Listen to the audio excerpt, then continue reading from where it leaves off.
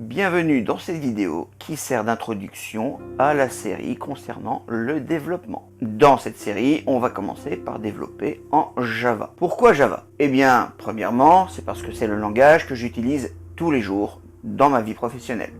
Deuxièmement, c'est parce que c'est un langage extrêmement polyvalent qui sert aussi bien à faire des sites internet que des applications, que des jeux, etc. etc.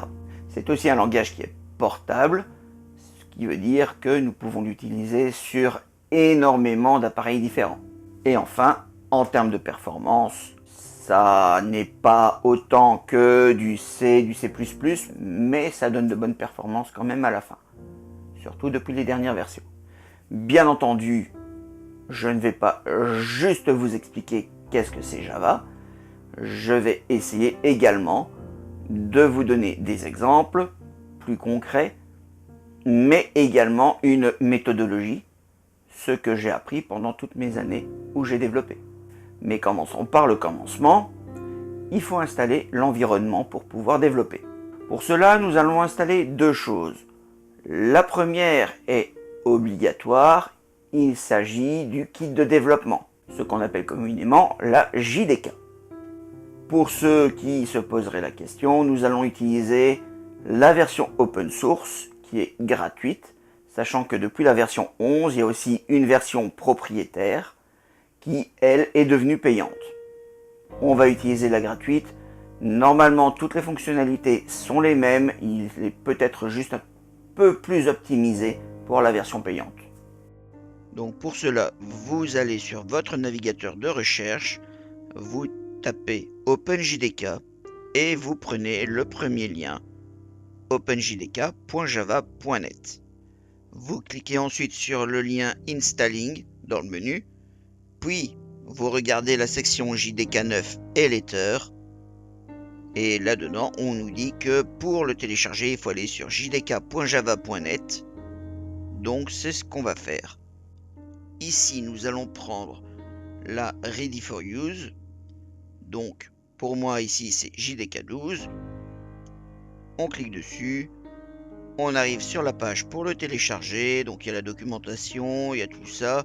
Il y a les différentes versions. Donc, version Linux, version macOS. Et moi, je prendrai la version Windows puisque je le fais sous Windows.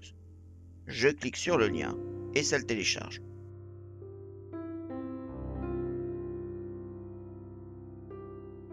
Maintenant que c'est téléchargé, il faut le décompresser. Pour cela, je vous conseille de créer un dossier dev dans lequel vous mettrez un dossier JDK dans lequel vous irez décompresser donc tout le JDK.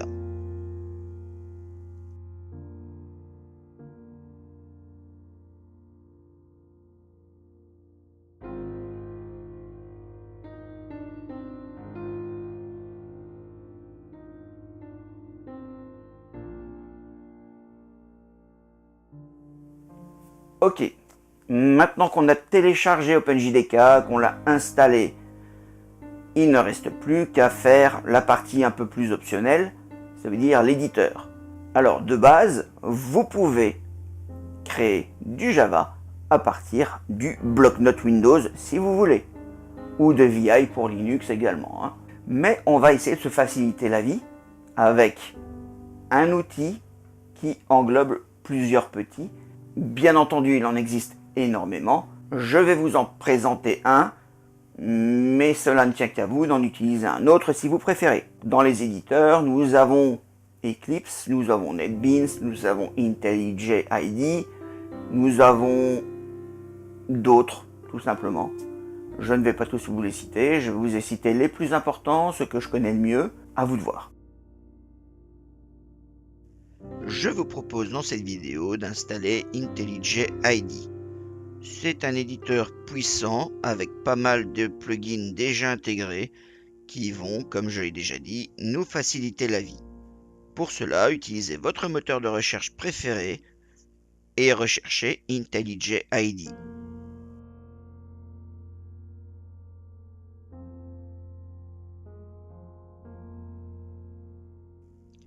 Ici, donc vous passez les annonces et vous cherchez le premier lien qui envoie vers le site jetbrains.com/id. À partir de là, vous avez juste sur le site un gros bouton Download sur lequel vous cliquez. Nous voilà donc sur la page de téléchargement sur lequel nous voyons deux versions. La Ultimate qui est payante, plutôt orientée entreprise, et la Community qui elle est gratuite et c'est celle dont nous allons nous intéresser. Lorsque vous cliquez sur le point .exe, vous pouvez voir qu'il y a plusieurs versions disponibles.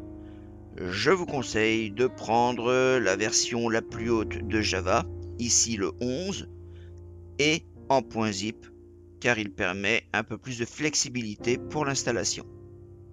L'installation prend un peu de temps, mais vous pouvez commencer à préparer votre emplacement pour pouvoir installer. Pour cela, moi, dans le répertoire dev qu'on a créé récemment, nous allons créer un répertoire IDE pour Integrated Development Editor. Et dans ce répertoire, nous allons créer un répertoire IntelliJ dans lequel nous allons décompresser le zip qui a été téléchargé.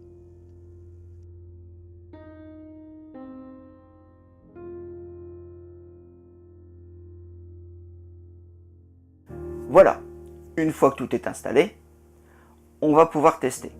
Pour cela, on va lancer IntelliJ et on va faire une petite classe juste pour voir que ça démarre, ça compile et tout est bon.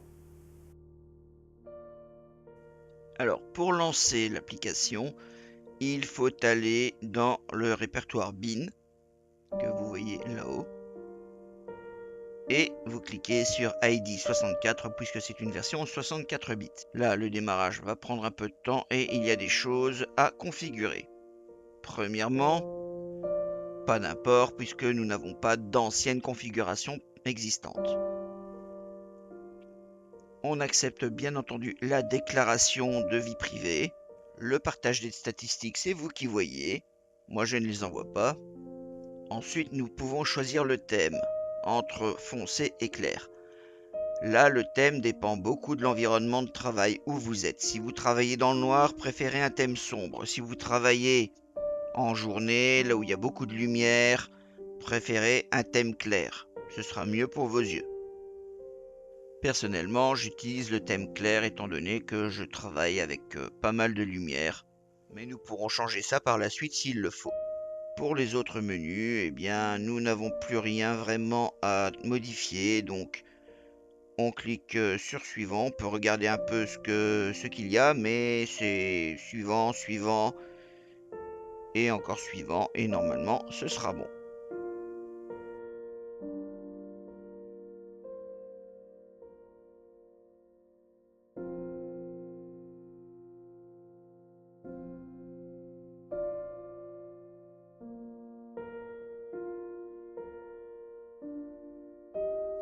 Voilà, maintenant que c'est démarré, nous pouvons penser à faire notre premier projet. Mais avant tout, on va configurer la JDK, car pour l'instant, il utilise une JDK par défaut qui n'est pas celle qu'on a téléchargée. Donc pour cela, on va dans Configure Structure for New Project. Là, vous regardez si vous avez bien la version que vous avez mis. Normalement, vous ne l'avez pas, moi je l'ai déjà fait. Vous cliquez donc sur New JDK, vous choisissez la bonne JDK. Voilà. Vous cliquez sur OK et normalement vous devriez la trouver. Vous prenez la version que vous avez, vous prenez SDK Default, appliquer et fermer. Voilà, maintenant que c'est fait, il faut créer notre premier projet. Avant de faire ça, nous allons aller dans les répertoires ici. Nous avons créé un nouveau répertoire qui va s'appeler projet, qui va contenir donc tous nos fichiers de projet. Très bien, une fois que c'est fait, on peut retourner dans IntelliJ. Ici, on va faire donc un nouveau projet. On choisit Java, on vérifie que la SDK soit bien celle qu'on veut. On ne coche pas ces choses-là et puis on appuie sur Next. Ici, on va faire depuis un template Java Hello World. Très bien. Alors ici, on va l'appeler, eh bien, on va l'appeler Hello World. Et puis on vérifie le project location qui devrait être pour moi des dev projets. Une fois que c'est fait, on fait finish et on y est. Il n'y a plus qu'à tester. Donc d'abord on regarde, voilà, ça crée quelques fichiers. C'est bien, ils sont là. On peut vérifier dans le répertoire projet. Nous avons un Hello World dans lequel nous avons nos fichiers. Voilà. Alors nous avons une classe ici, on peut cliquer sur le petit bouton play juste à côté, on fait run et on vérifie. Très bien, ça fonctionne. On peut voir que c'est bien notre JDK qui a été utilisé et il affiche bien Hello World. Tout va bien, ça fonctionne. Très bien, maintenant qu'on a vu que tout fonctionne, il est temps de se quitter. On se retrouve dans la prochaine vidéo où on va vraiment commencer à expliquer ce qu'est Java, les classes, les variables, les méthodes, etc. etc. En attendant, eh bien, je vous souhaite une bonne journée. N'hésitez pas à lâcher un commentaire si jamais j'ai oublié quelque chose, si je me suis trompé, si vous n'avez pas compris. Je me ferai un plaisir de vous répondre et de discuter. N'hésitez pas aussi, pouce bleu si vous appréciez, abonnez-vous. Dès que mon compte Utip sera actif, eh bien, il sera dans la description. N'hésitez pas, tous les liens aussi que je vous donne dans la vidéo sont dans la description. Sur ce, je vous laisse. À la prochaine. Amusez-vous bien avec, n'hésitez pas à tester. Bye!